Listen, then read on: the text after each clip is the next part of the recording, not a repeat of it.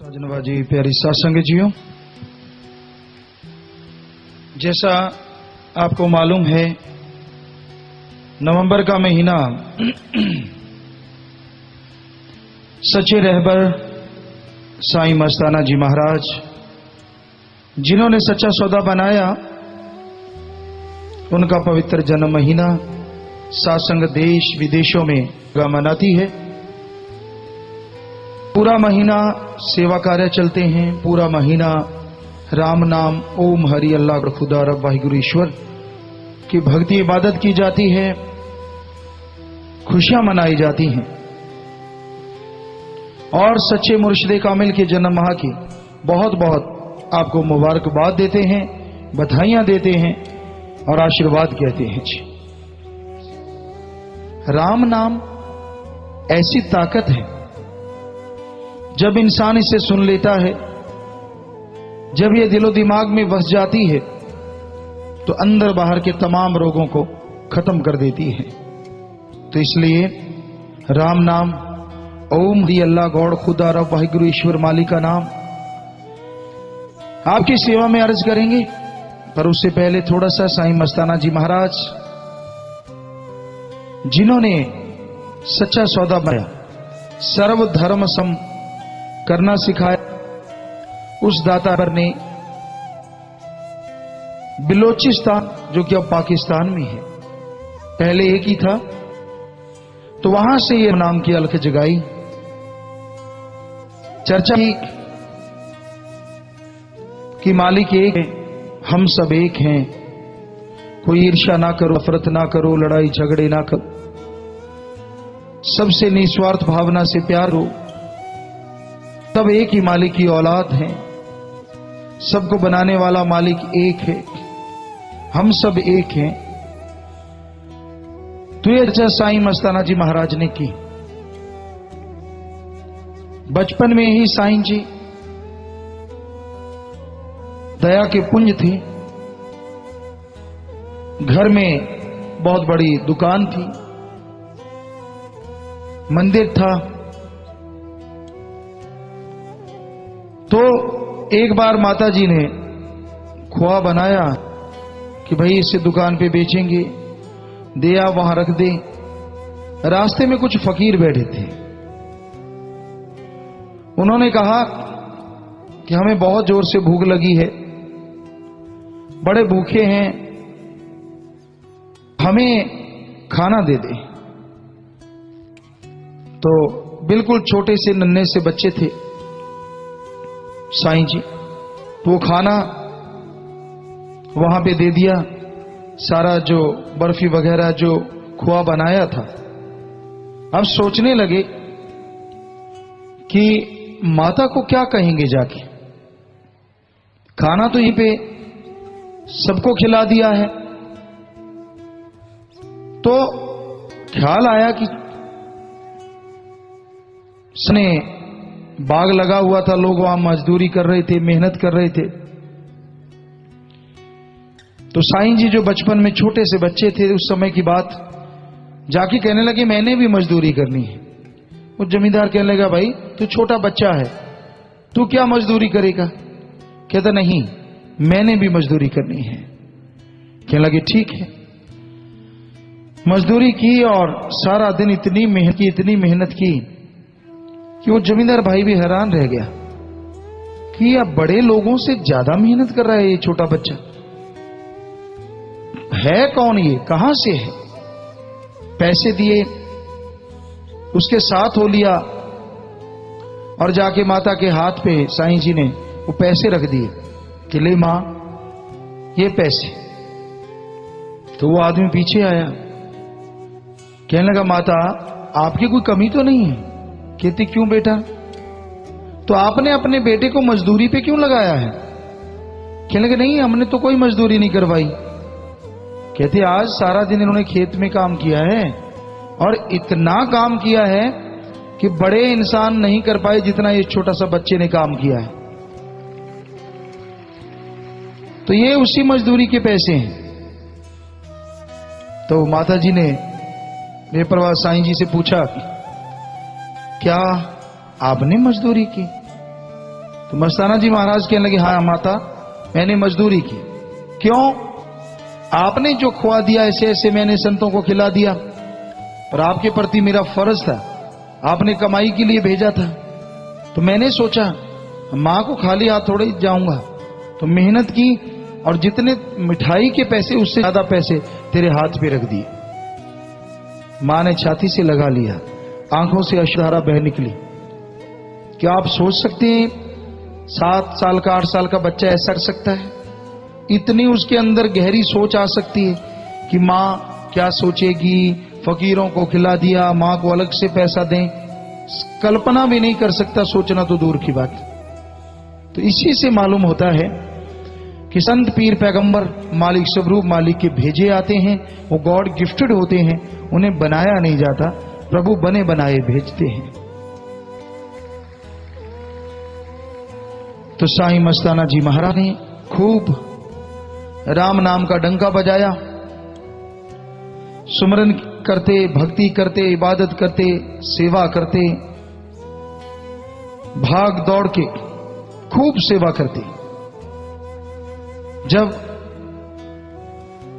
ख्याल में आता कि मुझे मेरा मालिक मिलना चाहिए, जंगलों में गए, उजाड़ों गए, रिद्धि सिद्धि वालों ने कहा कि भाई आपको हम धरती पे उड़ना सिखा देंगे, पानी पे चलना सिखा देंगे। तो साईं जी कहने लगे, ये नहीं, मुझे वो दिखा दो जिसे लोग ओम, अल्लाह, गॉड, वाहिगुरु, ईश्वर कहते हैं, मैंने उसको देखना है। तो रिद्धि सिद्धि के वो फकीर कहने लगे, ये हम नहीं कर सकते। तो साईं जी के अंदर बड़ी तड़फ होती, दुकान पे बैठते, ध्यान लगा रहता कि कब मालिक के दर्शन हो, कैसे मालिक के दर्शन हो। अंदर एक तड़फ, अंदर व्याकुलता, बेचैनी हमेशा लगी रहती। तो एक दिन ऐसे बैठे थे, एक संत आए, फकीर आए, कहने लगे, भाई तू मालिक की याद में तड़फ रहा है? कहने लगा, जी हां, बताएंगे तुझे, पर पहले हम भूखे हैं, खाना खिला। तो ये घर का असूल था, कोई भी संत पीर फकीर आता, खाना खिलाना, सेवा करना, परिवार में ये बात थी। पूज्य पिता पिल्लामल जी की ये शिक्षा थी, माता तुलसाबाई जी का ये असूल था कि जो भी कोई आता उनकी सेवा करते। तो साईं जी ने सोचा कि भाई मेरा भी फर्ज है, खाना लेके आऊं। थोड़ी दूर आए, ख्याल आया मालिक ने ये खेल दिखाना होता कि अंदर सोने का मंदिर है, मूर्ति है, कहीं फकीरों का आजकल क्या मालूम, उठा के न चलता बनी। बस 10 कदम गए थे, वापिस आ गए कि चलो ऐसा करता हूं, ताला लगा देता हूं बाहर से, आके खाना खिला देंगे। साईं जी चले गए खाना लेने, आए, ताला लगा हुआ था, खोला और खोल के देखा अंदर फकीर ही नहीं, दंग रह गए। कौन था, कैसा था, ये कैसे हुआ? ये सब खिड़कियां वगैरह सब कुछ यथा स्थान पे हैं, ऐसा तो कुछ भी नहीं कि कहीं से भाग गए हों, ये कैसे हुआ? और तड़प बढ़ गई प्रभु के लिए, और तड़प बढ़ गई उस संत पीर फकीर के लिए। ढूंढते रहे, और जब व्यास में साईं श्रावण शाह जी महाराज के दर्शन किए तो आंखों से अश्रु धारा बहने लगी, क्योंकि ये तो वही संत थे जो मंदिर में आए थे, जिन्होंने खाना मांगा था और मैंने बाहर से ताला लगाया था, अंदर मिले ही नहीं बाद में। समझ गए? तो फिर मस्ताना जी महाराज ने वहां एक नारा लगाना शुरू किया, धन धन सावचा साईं निरंकार तेरा ही आश्रय। जबकि वहां नारा कुछ और था, तो यही नारा लगाते हमेशा। लोगों ने शिकायत कि जी आप तो अपना धन धन नहीं कर पाते, लेकिन ये मस्ताना शाह मस्ताना जो है, जिसका नाम आपने मस्ताना शाह रखा है, तो ये तो धन धन श्रावण शाह साईं निरंकार तेरे ही आसरा, सीधा आपका ही नाम लेता है। कहते अच्छा भाई बुलाओ। बुलाया, कहने लगे भाई मस्ताना शाह क्या नारा लगाता है? तो मस्ताना जी नाचने लगे और धन धन श्रावण शाह साईं निरंकार तेरा ही आसरा नारे लगाने लगे। तो साईं कहने लगे हाँ भाई ये नारा लगाता है, ये नहीं लगाना चाहिए। कहते हे मेरे साईं, हे मेरे मक्खन मलाई, हे मेरे रहबर, हे मेरे प्रभु, मैंने मालिक को नहीं देखा पर आपको देखा, और वो भी मालिक के नूरी शुभ रूप में। हम मंदिर में गए थे, मुझे कह के आए थे कि मालिक को चाँद मिल जाएगा, कुछ दिन लगेंगे, और कुछ दिन ही लगे, मैंने आपको पा लिया, तो इसका मतलब मालिक मुझे मिल गया, तो मैं और किसी को क्यों कहूं, आपको ही कहूंगा, धन धन सावन शाह साईं निरंकार तेरा ही आस। अब फिर सावन शाह जी महाराज कहने लगे नहीं भाई ये ठीक नहीं है, अगर नारा लगाना है तो सर्वधर्म साझा ये नारा लगा, धन धन कि धन्य करने के काबिल कोई है सतगुरु, जिसमें ओम हरि अल्लाह गॉड खुदा रब वाहिगुरु, सतगुरु का मतलब सर्वधर्म, कि तेरा ही आसरा, तेरा ही सहारा है, तेरा ही हमें आसरा है।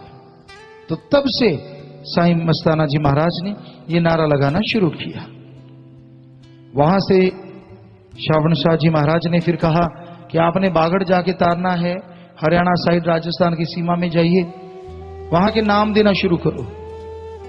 बहुत सेवा की मस्ताना जी महाराज ने वहां पे। तो साईं जी कहने लगे मैं तो आपका आशिक हूं, रोजाना नाचते थे, जब भी श्रावण शाह जी महाराज आते कहीं दूर खड़े होके अपना नाचते रहते, खुशियां मनाते रहते, कि मुझे तो यही अच्छा है। कहते नहीं हमारा वचन, कहते जी सत वचन, क्योंकि गुरुमुख गुरु का वचन मानता है, ऊंच नीच नहीं। तो वचन मान के फिर मस्ताना जी महाराज ने सरसा हरियाणा में आश्रम बनाया, बहुत छोटा सा आश्रम, छोटी सी कुटिया बनाई, वहां राम नाम की चर्चा शुरू हुई। और सच्चे सौदे का जैसे आज भी आप असूल देखते हैं, किसी से कुछ मांगा नहीं जाता, मांगा क्या, किसी से कुछ लिया नहीं जाता। साध संगत ने अपने सुविधा अनुसार दीन दुखियों मदद के लिए बैंक में खाते बना रखे हैं, साध संगति उसका हिसाब किताब रखती है, पर आश्रम में कभी किसी से कुछ लिया नहीं जाता। तो साईं जी ने पहले उपले बना बना के बेचे, गोबर होता, पशु होते, जंगलात की सूखी लकड़ियां जो गिरी होती उनको बेच बेच के, या उपले बना बना के। कई बार ऐसा होता कोई सत्संग की गाड़ी होती या आश्रम में गाड़ी होती, उसमें उपले रखे होते थे, पूरा भरी होती थी गाड़ी। और सरसा में बीच शहर में होका लगाया जाता, ले लो भाई सच्चे सौदे के उपले आए हैं। पाथियां जिसे कहते हैं उपले, गोबर के बने हुए, लोग खरीदते, घरों में बरकत होनी शुरू होती, लोग ज्यादा खरीदते। तो इस तरह शुरुआत हुई और आज ये आश्रम इतना बढ़ गया है। उनकी वचन थे कि दिन दुगनी रात चौगनी ये तरक्की करेगी राम नाम के लोग और ये आश्रम। पहले हजारों में थे, परम पिता शास्त्राम जी महाराज ने लाखों में पहुंचाए, फिर वचन किए कि अब तो और भी ज्यादा दिन दुगनी रात चौगनी तेजी से लोग राम से जुड़ेंगे। और आज 4 से 5 करोड़ के लोग राम नाम से जुड़ चुके हैं, 4.5 से 5। तो ये संख्या दिन ब दिन बढ़ती जा रही है, क्योंकि ये सर्वधर्म है। असलियत मस्ताना जी महाराज ने सिखाई, किसी की निंदा नहीं करनी। जब हम आए 23 साल के थे, हमारे गुरुजी जिनकी आप तस्वीर देख रहे हैं, शास्त्राम जी महाराज, इन्होंने हमें कहा कि सभी धर्मों को पढ़ो, सभी धर्मों को पढ़ा। सभी धर्मों में यह लिखा है किसी की निंदा ना करो। हमारे हिंदू धर्म में लिखा है पर निंदा 100 गौ घात समान। 100 गौ का घात करे कोई, पर निंदा करे 1 बराबर महापाप। सिख धर्म में यही लिखा, निंदा भले किसी की नाही, मनमुख मुग्ध करन, मुंह काले तेरे निंदका, नरके घोर पवन। यही बात की निंदा नहीं करनी। निंदा तो किसी की भी अच्छी नहीं, अपने माँ बाप, बहन भाई, परिवार की आप करते हैं तो वो पाप महापाप है। तुलसी जी से या वाल्मीकि जी से किसी ने पूछा कि ऐसा कौन सा महापाप है जिसे आदमी सेकंड में कर देता है और बहुत देर तक भोगता रहता है, तो उन्होंने कहा पर निंदा। जो निंदा करते हैं, मीन मेघ निकालना जिनका काम होता है, एक दीवार है दीवार पे प्लास्टर किया हुआ है, एक सुंदर सा मकान है, उस पे प्लास्टर किया हुआ है, तो उस पे एक चींटी घूम रही है, और वो चींटी ये देखने नहीं आई कि मकान बहुत खूबसूरत है, बल्कि चींटी ये देखने आई है कहां तरेड़ है, मैं उसमें घुस जाऊं। कई लोगों की आदत होती है, फितरत होती है, या माया रानी ने शायद चस्का लगा दिया होता है, क्योंकि आज बिकाऊ है ज्यादातर सामान। कोई कोई जिनके अच्छे संस्कार हैं, जिन पे प्रभु की कृपा है, उनको छोड़ के तो उनका काम ही मीन में निकालना होता है, दूसरों की निंदा करना, दूसरों की बुराइयां करना। अगर आपका ये कर्तव्य फर्ज है तो अपनी बुराइयां गाओ ना, आपके खुद में है, मान जाएंगे कि वाकई आप तो भाई बिल्कुल कॉमन हैं, आप तो अपनी भी गा रहे हैं, क्या आप में अवगुण नहीं है? हैरानी है, आज तक दुनिया में कोई ऐसा नहीं होता जिसमें अवगुण ना हो, सिर्फ भगवान एक ऐसा है जिसमें कोई अवगुण नहीं होता। तो फिर आप तब कहां चले जाते हैं कि जब आप मेरे नीचे से लेते हैं, ऊपर से लेते हैं, इधर उधर से इंसान को ब्लैकमेल करके लेते हैं, तो वो बड़ा पैसा क्यों नहीं बताते? हिम्मत है तो वो सच्चाई भी दुनिया के सामने लाएं। लेकिन इंसान अपनी कभी बुराई नहीं गाता, दूसरों की गाता रहता है, दूसरों की चर्चा करता है, दूसरों में अवगुण ही अवगुण और खुद में गुण ही गुण नजर आते हैं, जबकि धर्मों में ऐसा कुछ लिखा नहीं है। धर्मों में तो साफ स्पष्ट तौर पे किया गया है साफ कि भाई किसी की निंदा कभी भी ना करो, बुराई से नफरत करो, बुरे से नहीं। बुराई से करोगे तो बुराई आपके अंदर नहीं आएगी, बुरे को गाओगे तो बुराइयां आपके अंदर चली आएंगी। तो ये बेपरवाह साईं जी ने, परमपिता शास्त्राम जी महाराज ने बताया, और सद्भाग जगाने आए हैं, जगाने आए हैं जी, सबको रास्ता बताने आए हैं, रास्ता बताने आए हैं। लोगों में जागृति आना, लोगों को राम नाम से जोड़ना, समाज के हर अच्छे नेक कार्य से हर इंसान को जोड़ना, ये संतों का कर्तव्य होता है, फर्ज होता है। तो यही बता रहे हैं मस्ताना जी महाराज इस संसार में आए, तो इस बारे में लिखा बताया है साईं जी के बारे में। धन धन सतगुरु तेरा ही आसरा, पूजनीय परम संत बेपरवाह मस्ताना जी महाराज का जन्म विक्रमी संवत 1948 कार्तिक माह की पूर्णिमा के दिन सन 1891 पूज्य पिता श्री पिल्लामाल जी के घर गांव कोटड़ा, तहसील गंधे, जिला कलैत, बलोचिस्तान में हुआ। आप जी खत्री वंश से संबंध रखते थे। आप जी की पूज्य माता जी का नाम तुलसाबाई जी था। आप जी के पूज्य पिताजी गांव में शाह जी के नाम से प्रसिद्ध थे। वे धार्मिक विचारों वाले दयालु व ईमानदार इंसान थे। आप जी की पूज्य माता जी भी अपना अधिकांश समय साधु संतों की सेवा व धार्मिक कार्यों में लगाती थी। आप जी के पूज्य पिताजी की गांव में मठियाई की दुकान थी। आप जी अपनी 4 बड़ी बहनों के लाडले अनुज थे।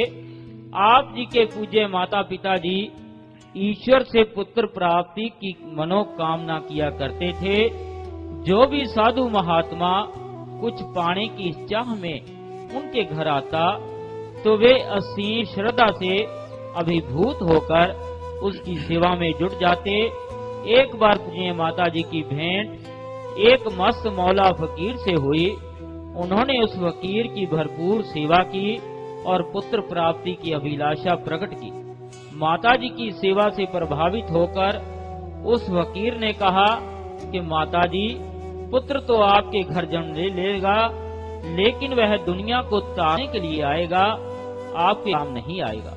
अगर आपको यह बात मंजूर है तो देख लो। पूज्य माता जी ने फकीर के वचनों को शिरोधार्य कर तुरंत कहा कि हमें ऐसा भी मंजूर है। इस प्रकार पूज्य माता पिताजी की सच्ची तड़प व सेवा भावना से द्रवित होकर परम पिता परमात्मा ने उनकी मनोकामना पूरी की तथा उन्हें आप जी शाह मस्ताना जी के रूप में अलौकिक पुत्र की प्राप्ति हुई। उस समय वहाँ आप जी की बहन चतरोबाई भी उपस्थित थी। उन्होंने बताया कि जब बेप्रभा जी ने अवतार धारण किया तो उस समय सारा घर अलौकिक प्रकाश से दमक उठा।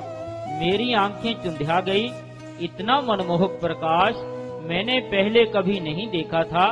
वे अलौकिक किरणें बेप्रभा जी के पावन बाल स्वरूप से प्रस्फुट हो रही। सभी धर्मों में ये बताया गया है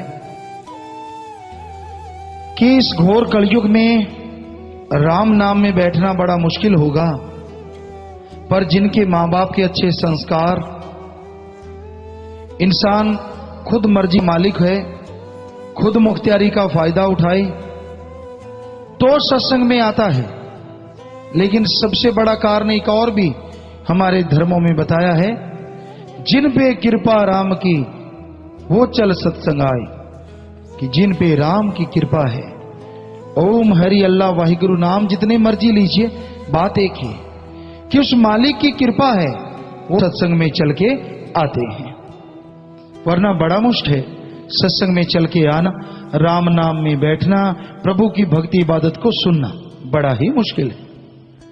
लोग और चीजों में टाइम लगाते हैं। भौतिकतावाद में आज इंसान खचत हुआ पड़ा है, बाल की खाल उतारने पे उतारू है।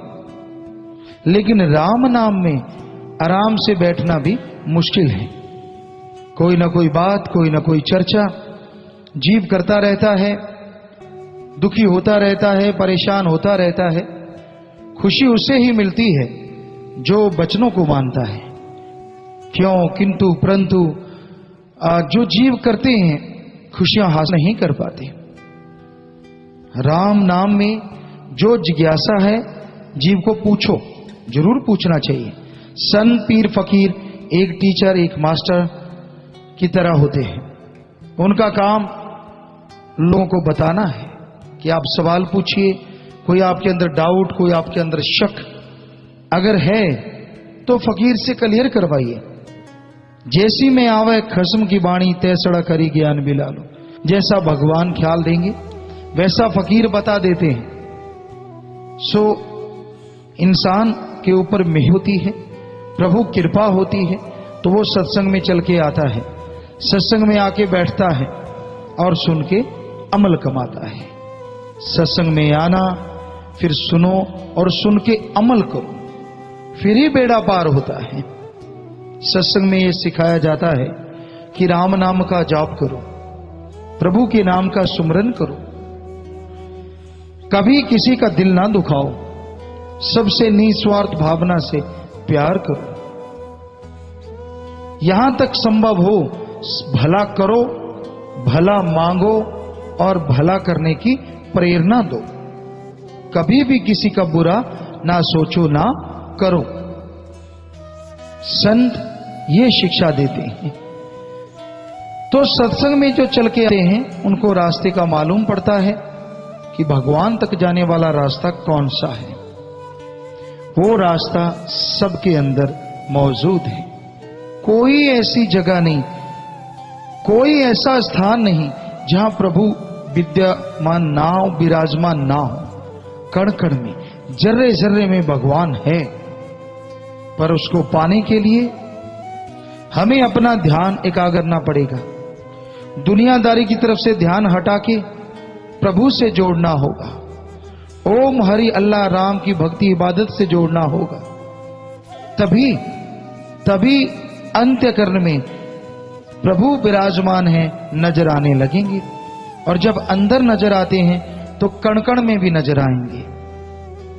और भगवान को देखने से जन्मों जन्मों के पाप कर्म कट जाते हैं।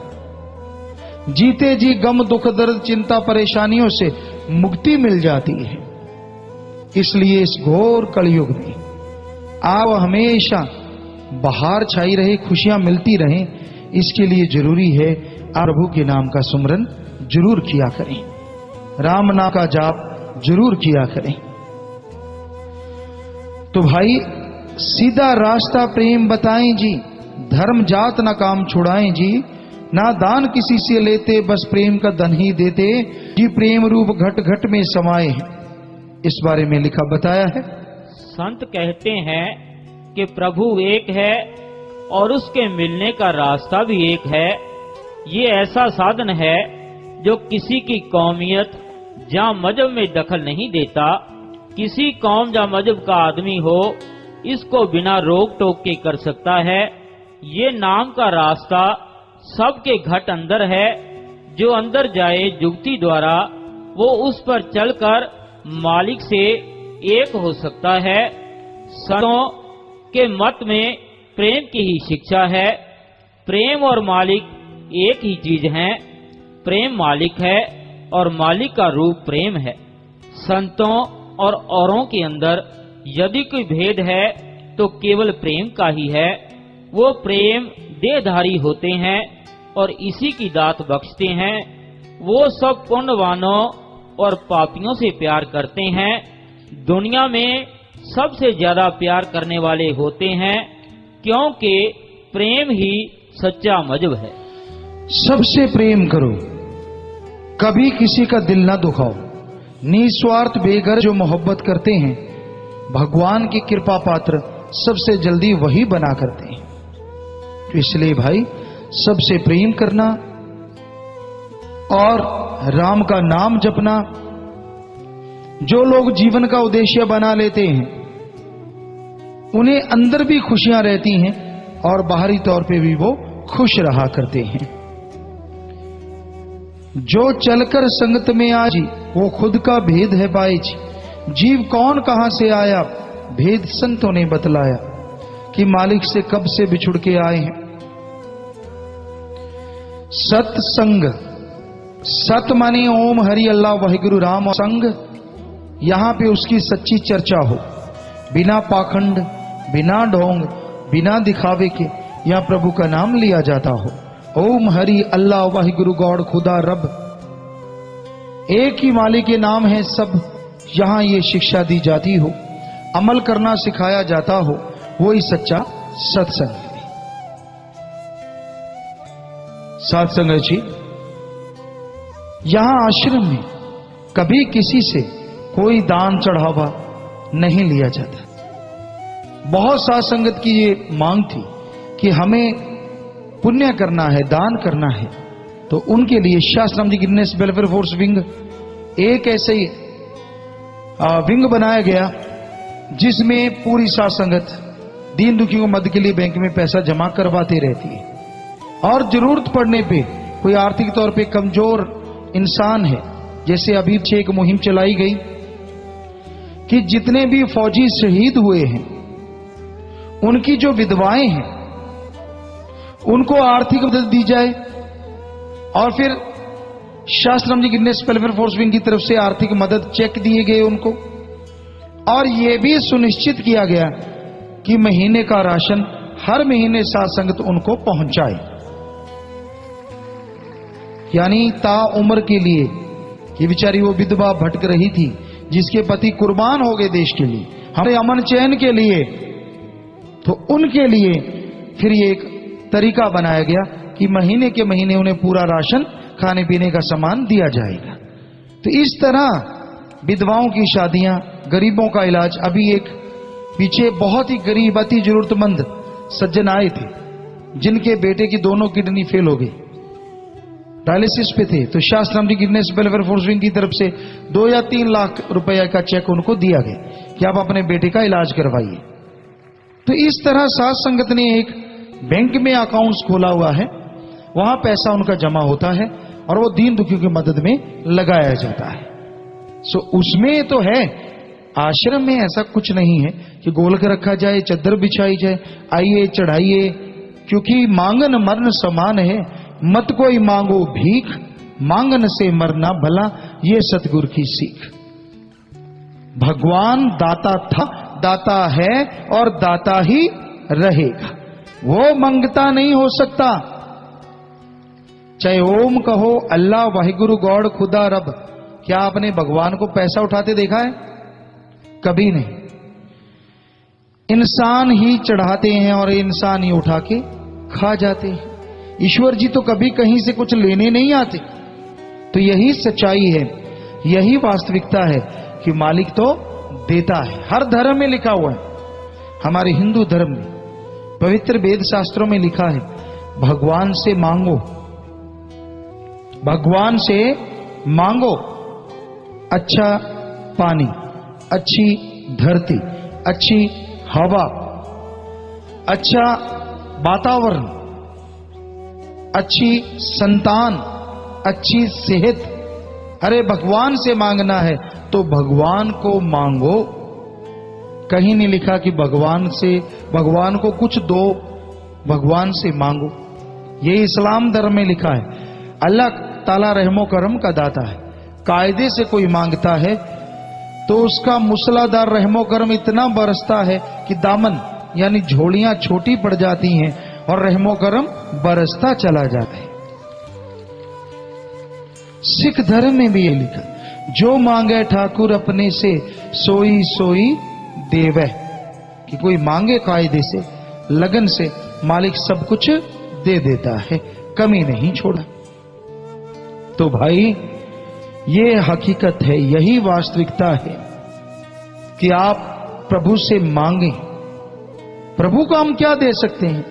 जो हमें बनाने वाला है उसे हम क्या दे सकते हैं?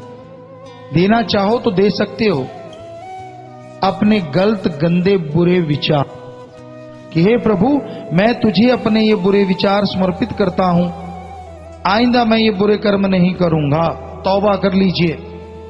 तो वो ये नजराना कबूल करेगा और बदले में बेइंतहा खुशियां बख्श देगा, जो कहने सुनने से परे है।